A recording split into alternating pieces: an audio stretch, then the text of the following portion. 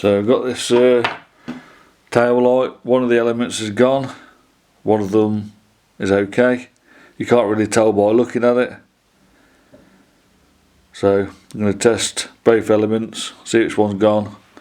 So I'm going to select ohms,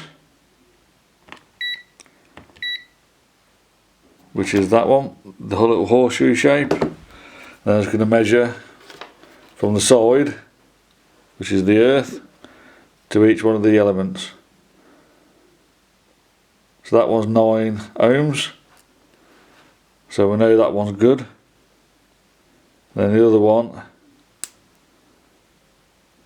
has 0, so open loop or over limit.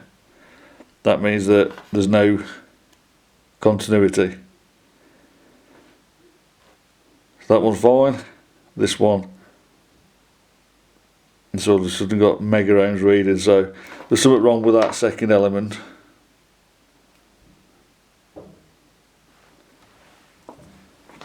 And that's it. You're just testing between the earth and each one of these is a element.